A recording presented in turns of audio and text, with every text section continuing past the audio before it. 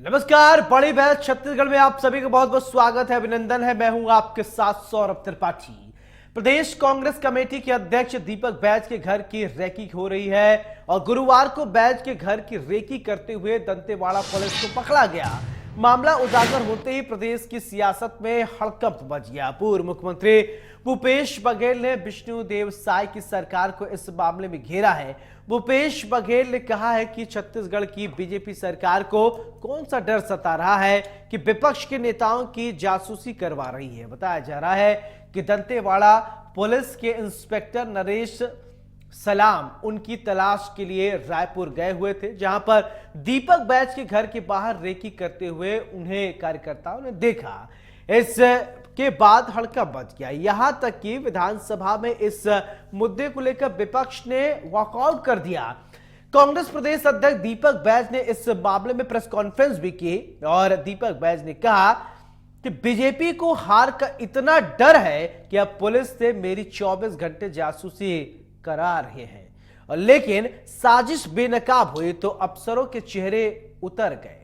हर चुनाव में बीजेपी सत्ता, धन बल और प्रशासन का दुरुपयोग करती है। इसके बाद बीजेपी ने पलटवार करते हुए कांग्रेस पर मुद्दा विहीन होने का आरोप लगाया है। बीजेपी ने कहा कि जनता ने कांग्रेस को चुनाव में नकार दिया है, लिहाजा कांग्रेस अनर्गल प्रलाप कर रही है। आज इसी मुद्दे पर विस्तार से चर्चा होगी। चर्चा के लिए कुछ मेहमान जुड़ेंगे, लेकिन उससे पहले जिस पुलिस कर्मी ने रेकी की थी उसका क्या कुछ कहना है उसे सुनिए। उसके बाद पूरे मामले पर सियासी बयानबाजी, फिर इसके बाद करेंगे बड़ी बहस।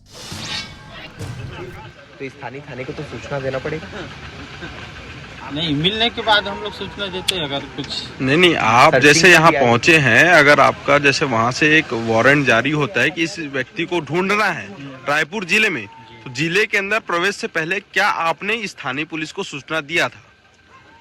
नहीं, सूचना नहीं दिया था। मतलब हम लोग अभी जस्ट पहुंचे हैं दोपहर में, पहले पता कर रहे थे। आप लोग किसके निर्देश पर आए हैं? किसके निर्देश पर आए? अवधेश गौतम के खिलाफ कोई आपके जिले में कोई एफआईआर या कोई क्यों तलाश है? कोई एफआईआर है उनके खिलाफ?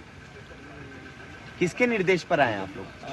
उनके खिलाफ प्रकरण बना है, वैसे बोल रहे हैं कि किरंदुल थाना में। बाकी मेरे को एकदम क्लियर जानकारी नहीं है। अच्छा। सर लोग भेजे हैं कि उनकी नहीं, अभी मैं लाइन से आया। एडिशनल स्पेशल भेजी नरेश सलाम। अरे जनपद सदस्य लेने आए हो जी, बता दो ना।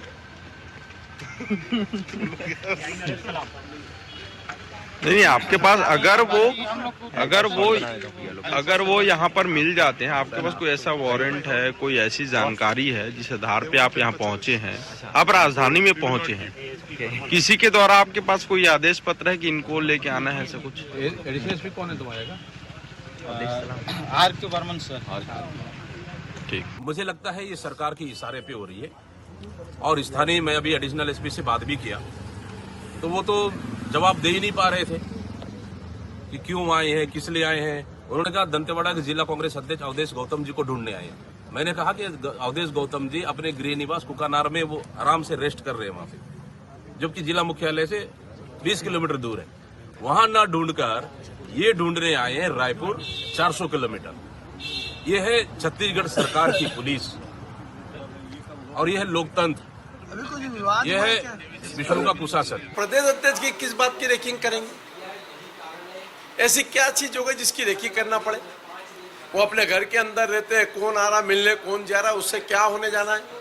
अगर अपनी पार्टी की प्रतिद्वंदिता आपस में द्वंद्व को रोक नहीं पा रहे, एक दूसरे के ऊपर आरोप प्रत्यारोप लगा रहे, उसको समाप्त नहीं कर पा रहे, एक दूसरे के ऊपर शिव पुटवल की स्थिति आ गई, उसको रोक नहीं पाए, और उसको लेकर के बजट सत्र के पहले उसमें जब राज्यपाल के अभिभाषण पे चर्चा हो, अगर आपके ध्यान में ऐसा कोई विषय तो आप अंदर हाउस में रख सकते थे, चर्चा कर सकते थे, हाउस के अंदर विषय ला सकते थे, लेकिन आपने ये सब ना करके खाली सुर्खियां बटोरने का काम किया।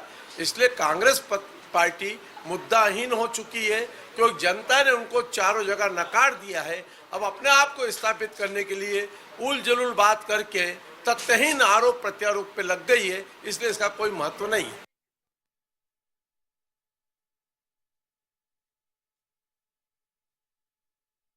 तो पीसीसी चीफ दीपक बैज के घर की रैकी का ये पूरा मामला है, जिसको लेकर सदन में भी हंगामा हुआ।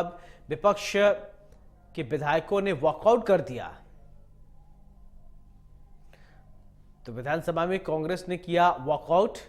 बीजेपी बोली कि कांग्रेस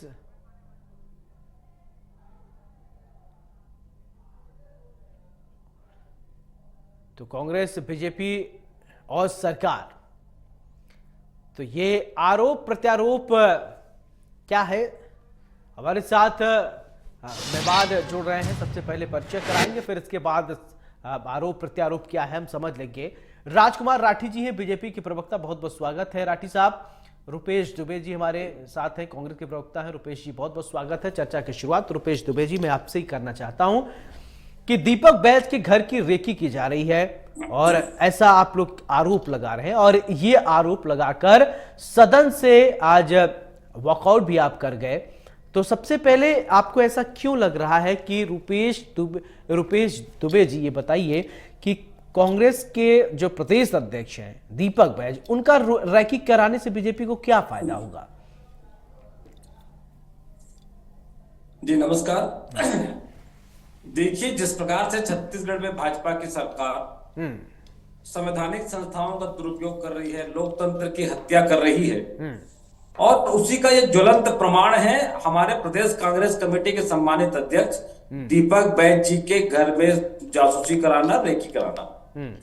जिस प्रकार से बातें सामने आई हैं, मीडिया जगत के सामने बातें आई हैं, और जो पुलिस अधिकारियों को जिम्मेदारी दी गई थी, जिस कांस्टेबल को जिम्मेदारी दी गई थी, उन्होंने स्पष्ट रूप से अपने प्रशासनिक अधिकारियों का नाम लिया, और वो अधिकारी ये बताने पे भी असक्षम है कि उन्हें क्यों भेजा गया है। और जिस प्रकार से प्रशासनिक तंत्र दिशाहीन होकर के, अंधभक्ति में लिप्त होकर के छत्तीसगढ़ में जो प्रमुख विपक्षी दल है उसके प्रमुख नेता पर इस प्रकार की कार्रवाई करना, एक तरह से छत्तीसगढ़ में अराजकता उत्पन्न करना है।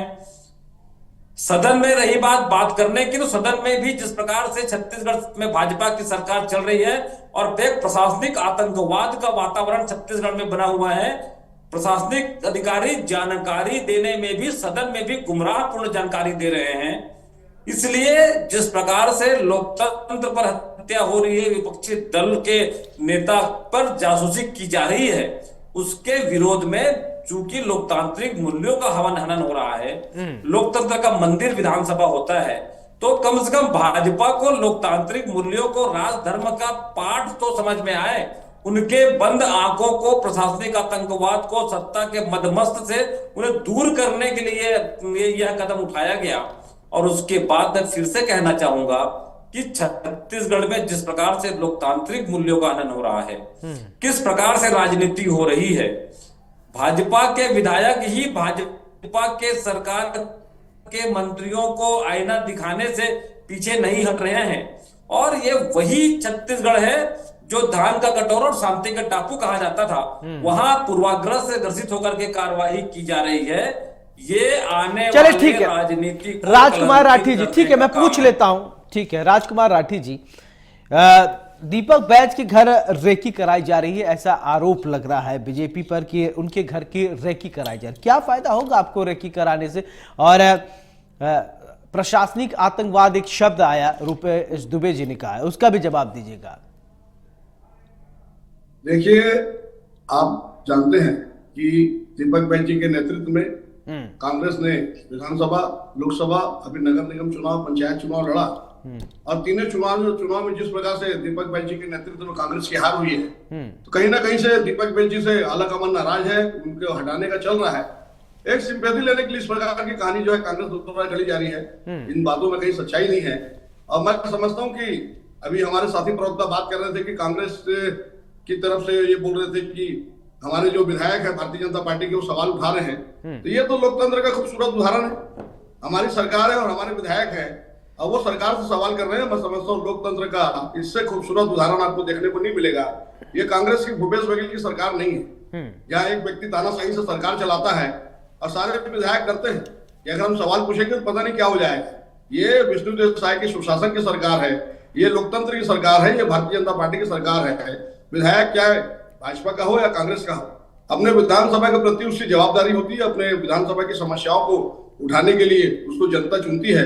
तो ये तो एक खूबसूरत उदाहरण है, इनको तो खुश होना चाहिए कि हमारी सरकार के जो विधायक है अपनी सरकार से सवाल कर रहे हैं और हमारे मंत्री जवाब दे रहे हैं। तो इस प्रकार का जो आरोप है कांग्रेस भ्रम फैलाने के लिए करती है। दीपक बैज जी के नेतृत्व में 3 चुनाव 4 चुनाव ये हारे हैं, क्या लोकसभा की बात करूं, क्या विधानसभा की बात करूं, क्या नगर निगम चुनाव की बात करूं, क्या पंचायत चुनाव की बात करूं, लगातार जिस प्रकार से दीपक बैज जी के नेतृत्व में कांग्रेस कमेटी को कांग्रेस को छत्तीसगढ़ में हार का मुंह देखना पड़ा है। कहीं ना कहीं से मुझे लगता है कि उनके हटने का समय आ गया है और अलग कमान की सिंपैथी अर्जित करने के लिए इस प्रकार की बात कर रहे हैं। दीपक बैज जी की रेकी कराने से भारतीय जनता पार्टी को कोई फायदा नहीं होना है, न दीपक बैज जी का वो स्टेटस है कि भाजपा उसकी। हाँ, ये आपको जरूर बताना चाहूंगा, जब कांग्रेस की प्रदेश में भूपेश बघेल की सरकार थी तो लगातार भाजपा के जो विधायक हैं उनके फोन को टैपिंग करने का काम कांग्रेस की भूपेश बघेल सरकार करती थी और ये बात कई बार उजागर हुई है। कांग्रेस को अपने गिरबान में झांकना चाहिए, जिनके घर शीशे के होते हैं उनको दूसरे के घर पर पत्थर नहीं फेंकना चाहिए। चलिए ठीक है रुपेश दुबे जी, जिनके घर शीशे के होते हैं दूसरे के घर पर पत्थर नहीं फेंकते हैं। और रुपेश जी, ये भी मैं आपसे जानना चाहूंगा, देखिए अभी क्या ना सिंपैथी गेन करना चाहते हैं, सिंपैथी लेना चाहते हैं दीपक बैज जी, क्योंकि उनके नेतृत्व में 3 चुनाव हार चुके हैं, जिस वजह से ऐसा है क्या? बड़ी अजीब विडंबना है। लोकतंत्र में जनादेश सर्वोपरि होता है। चुनाव हारने या जीतने से किसी के नेतृत्व पे प्रश्न लगाना ये ओछी राजनीति का परिचायक है। भारत देश के यशस्वी प्रधानमंत्री नरेंद्र मोदी जी का 3रा काल हुआ जहां वो चुनते थे, वह मुश्किल से भी वो चुनाव जीते हैं। तो वह है जब भूपेश बघेल के नेतृत्व में कांग्रेस की सरकार थी, विधानसभा में, नगरीय निकाय में, जिला पंचायत में, जनपदों में जिस प्रकार से चुनाव कांग्रेस ने परचम लहराया था, भाजपा को 3 प्रदेश अध्यक्ष बदलने की नौबत आ गई थी।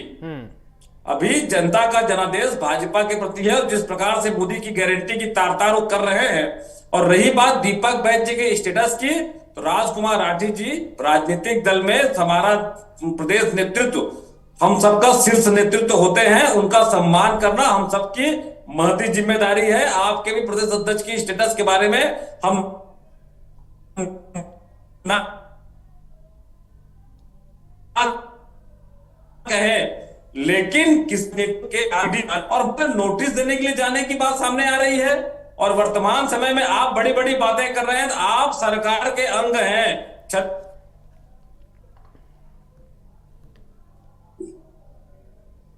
चलिए ठीक है, मैं आपके तो वो इस बात को नकार दे, लेकिन जिस प्रकार से जो अधिकारी उस कार्य में संलिप्त थे उनकी साफगोई से बात कहा जाना इस बात का स्पष्ट प्रमाण है कि भूपेश की दीपक बैज जी के रेकी की गई। अच्छा, एक बात घर के आसपास दुबे जी, सुरक्षा लगाएंगे।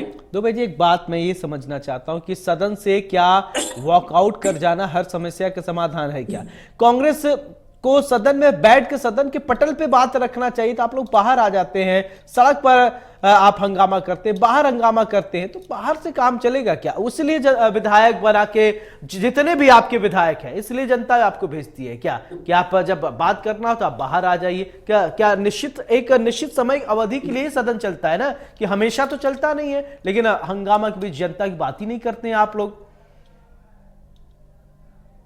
देखिए, जिस प्रकार से लोकतांत्रिक मूल्यों का और प्रमुख राजनीतिक दल के कार्यालय में प्रमुख राजनीतिक दल के नेता, हमारे प्रदेश कांग्रेस कमेटी के अध्यक्ष सम्मानित दीपक बैज के रेकी करने और उनके खिलाफ जासूसी, एक प्रकार से जासूसी शब्द भी इनके लिए कम होगा, जासूसी करने का जो प्रत्यक्ष प्रमाण मिला है, ये लोकतांत्रिक मूल्यों का हनन है। और जिस हम लोग ठीक है दुबे जी, ठीक है, विधानसभा राजकुमार राठी जी, ठीक है, उस विधानसभा के पटल पर ठीक है, भाजपा की सरकार अनेकों गलत जानकारी लिखित में प्रस्तुत की जा रही है। ये वही बात हो गई है, जब भाजपा की सरकार थी तो बिना टावर के मोबाइल काटते थे, अभी भाजपा की सरकार है तो बिना स्रोत का। राजकुमार राठी जी, मेरा सवाल आपसे, ये जिस प्रकार से सत्ता पक्ष में, ठीक है, आपकी बात आ गई, बार बार ठीक है दुबे जी, आपकी बात आगे। राजकुमार जी, मेरा सवाल आपसे कि सत्ता पक्ष की भी जिम्मेदारी होती है कि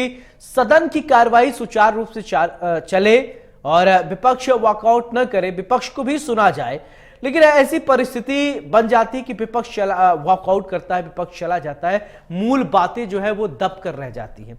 आखिरकार क्या इसीलिए जनता भेजती है क्या विधायकों को चुनकर कि हंगामा हो, शोर शराबा हो, इसके बाद कुछ दिन का ही जो कार्रवाई होती है वो स्थगित हो जाए, खत्म हो जाए, फिर इसके बाद विधायक जी चले गए, अपने क्षेत्र में घूम रहे, अपने कार्यालय में बैठे, जनता के बारे में कोई नहीं सुनता। सौरभ जी, 15 साल तक डॉक्टर रमन सिंह प्रदेश के मुख्यमंत्री रहे, अभी विधानसभा अध्यक्ष हैं, और निश्चित रूप से विधानसभा की जितनी जानकारी मैं सोचता हूँ रमन सिंह जी को है कि किस प्रकार से सुचारू रूप से विधानसभा का संचालन करना है, तो वो बहुत बेखूबी से जानते हैं। और जिस प्रकार से कांग्रेस को सकारात्मक विपक्ष की भूमिका का निर्वहन करना चाहिए, 71 से 35 पर आ गए हैं और छत्तीसगढ़ की जनता ने इनको विपक्ष को के रूप में चुना है और सकारात्मक विपक्ष की भूमिका का निर्वहन करना चाहिए सौरभ जी। लेकिन जिस प्रकार से कांग्रेस जिस प्रकार से लगातार नकारात्मक राजनीति कर रही है, आप कह रहे हैं कि मैं भी कहना चाहूंगा सौरभ जी कि छत्तीसगढ़ की जनता का पैसे का एक एक पैसे का उपयोग होना चाहिए, लेकिन कांग्रेस अगर बहिर्गमन करती है तो छत्तीसगढ़ की जनता का ही पैसे का नुकसान होता है। तो निश्चित रूप से विपक्ष को इस बात पर विचार करना चाहिए कि विषय को विधानसभा में रखने के लिए विधानसभा की जो है बैठक होती है और आपको विषय के माध्यम से अपनी बातों से जो है विधानसभा को अवगत कराना चाहिए, विधानसभा अध्यक्ष जी को अवगत कराना चाहिए और उसके माध्यम से छत्तीसगढ़ की जनता को अवगत कराना चाहिए। बहिर्गमन कोई रास्ता नहीं है। बहिर्गमन मैं समझता हूँ कांग्रेस जब भी करती है तो कांग्रेस के बारे में ही गलत संकेत जाता है कि ये सकारात्मक विपक्ष की भूमिका का निर्वहन नहीं कर रही है। तो निश्चित रूप से कांग्रेस को इस पर विचार करना चाहिए कि बहिर्गमन के बजाय उनको जो है विधानसभा में फेस करना चाहिए, समस्याओं को रखना चाहिए। और हमारे मंत्री जिस प्रकार से जवाब देते हैं, हमारे मुख्यमंत्री जी जिस प्रकार से जवाब देते हैं, तो मैं समझता हूं कि छत्तीसगढ़ में लोकतंत्र का एक खूबसूरत उदाहरण छत्तीसगढ़ विधानसभा है और कांग्रेस को जिस प्रकार से सकारात्मक विपक्ष की भूमिका का निर्वहन करना चाहिए सौरभ जी, कहीं ना कहीं कांग्रेस में सफल है। और इस प्रकार का दबाव बनाकर आप विधानसभा अध्यक्ष जी के सामने अपनी बात को रखना चाहते हैं, वो छत्तीसगढ़ की जनता देख रही है। और मैं आपके माध्यम से कांग्रेस से जो है अपील करूंगा कि आप समस्याओं को रखिए, बातों को रखिए और आपकी बात पर सुनवाई होगी। बहिर्गमन कोई रास्ता नहीं है, इससे छत्तीसगढ़ की जनता के पैसे का नुकसान होता है।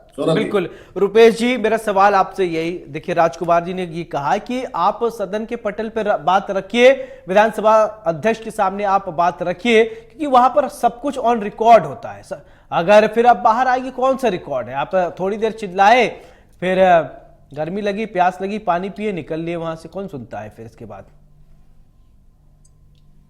सौरभ जी, जिस प्रकार से छत्तीसगढ़ में भाजपा सत्ता का दुरुपयोग कर रही है, सत्ता से संबंधित मामले जब विधानसभा के पटल पर भी गलत जानकारी और तथ्यात्मक गलत तथ्य आते हैं तो इनके ही विधायक किस प्रकार से बातें करते हैं। भले लोकतंत्र की खूबसूरती कहे, लेकिन जनता की राशि की चिंता राजकुमार राठी जी कर रहे हैं, तो जनता की राशि का दुरुपयोग किस प्रकार से भाजपा कर रही है ये भी स्पष्ट प्रमाणित है। चूंकि सदन में बातें हो रही है, विधानसभा सत्र चल रहा है, बजट सत्र चल रहा है, और जिस प्रकार से प्रशासनिक आतंकवाद या लोकतंत्र की हत्या करने की कुचेष्टा भाजपा कर रही है, तो सदन में जनता के हितों की बातों को कांग्रेस मजबूती से रखती है और सड़क की लड़ाई भी लड़ती है।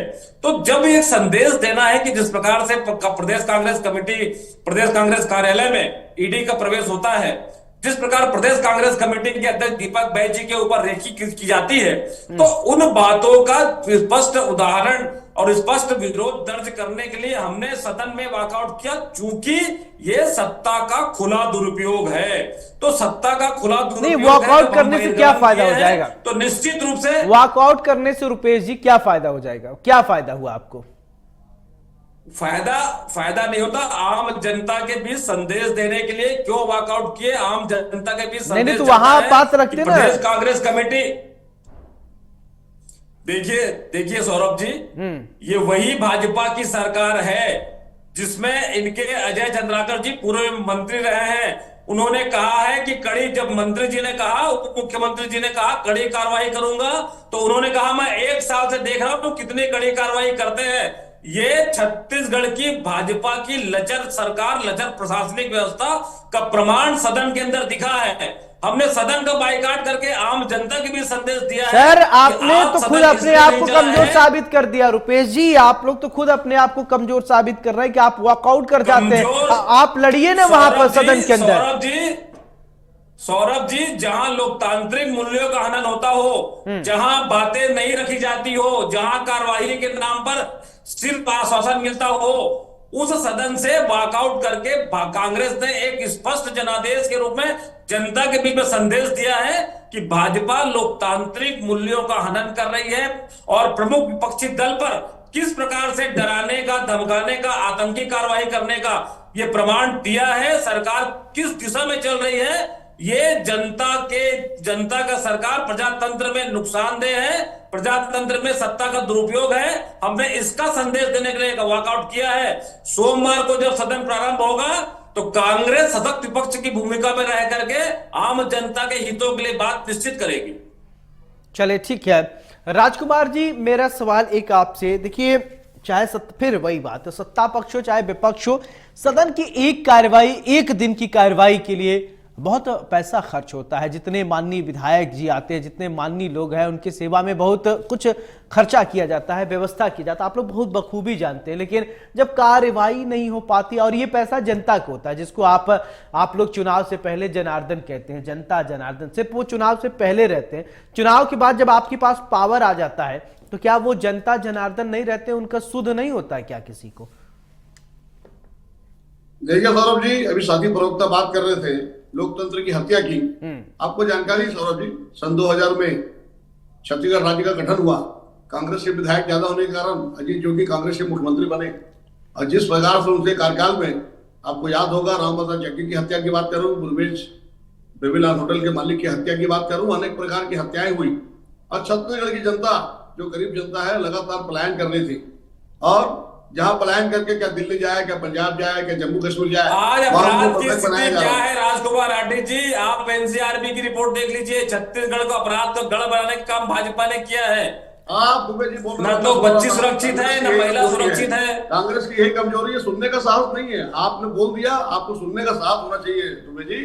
तो जिस प्रकार से बातें करेंगे तो आप वर्तमान के परिदृश्य को देखिए, छत्तीसगढ़ में किस प्रकार से कानून व्यवस्था है। तानाशाही की सरकार रही, अभी पिछले 5 साल भूपेश बघेल की तानाशाही की सरकार रही, और जिस प्रकार से घोटाला हुआ, मैं समझता हूँ कोयले के घोटाला हुआ, सीमेंट में घोटाला हुआ, रेत में घोटाला हुआ, शराब में 2000 करोड़ का घोटाला हुआ। अनवर डेवर जेल में है, सोमिया चौरसिया जेल में है, रानू साहू जेल में है, इनके आबाकारी मंत्री, शराब मंत्री कवासी लखमा जेल में है, और बयान दे रहे हैं कि अधिकारी साइन कराते थे, मैं पढ़ा लिखा नहीं हूँ। अब मुझे लगता है टारगेटेड उनको जो है आबाकारी मंत्री बनाया गया था।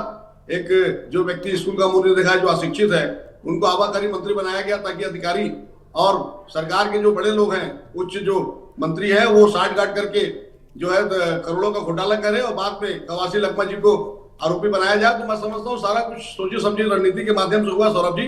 और पीएससी के माध्यम से हमारे जो लाखों नौनियाल है, हमारे जो बच्चे हैं, उनके भविष्य को बर्बाद करने का काम इन्होंने किया। 75 लाख रुपए लेकर डिप्टी कलेक्टर की नियुक्ति हुई। तो मैं समझता हूँ 5 साल का जो कांग्रेस का कार्यकाल था, उसको छत्तीसगढ़ की जनता ने देखा और समझा कि ये कांग्रेस जो है विकास की बात करती है। जिन 36 वादों को लेकर कांग्रेस ने प्रदेश में सरकार बनाई, 6 वादे भी पूरे नहीं हुए। प्रदेश में एक ही काम हुआ, ट्रांसफर उद्योग चला और भ्रष्टाचार हुआ, और परिणाम सामने 71 से 35 पर आ गए। सकारात्मक विपक्षी हुई भूमिका का निर्वहन इनको करना है, लेकिन नकारात्मक राजनीति कर रहे हैं। चले ठीक है, अब उम्मीद ये की जाएगी कि सोमवार को जब सदन की कार्रवाई होगी अच्छी तरीके से होगी। रुपेश जी ने कहा कि हम एकदम सशक्त तरीके से वहां पर बात अपनी रखेंगे। बहुत बहुत शुक्रिया रुपेश दुबे जी। राजकुमार जी आपका भी बहुत बहुत शुक्रिया बड़ी बहस में हमारे साथ चर्चा करने के लिए। सदन की कार्रवाई, दीपक बैज के घर पर रेकी का आरोप लगा, ये संदेह है, अभी इसको पुख्ता तौर पर नहीं कहा जा सकता, लेकिन कांग्रेस के कार्यकर्ता और कांग्रेस के विधायकों की ये बात नागवार गुजर रही। उनको अच्छा नहीं लगा कि दीपक बैज के घर पर रेकी कैसे की जा सकती है। बहरहाल बीजेपी को इससे क्या फायदा होगा, क्या फायदा नहीं होगा, ये बीजेपी अच्छी तरीके से जानती है। बड़ी बहस में मेरे साथ फिलहाल इतना ही। नमस्कार।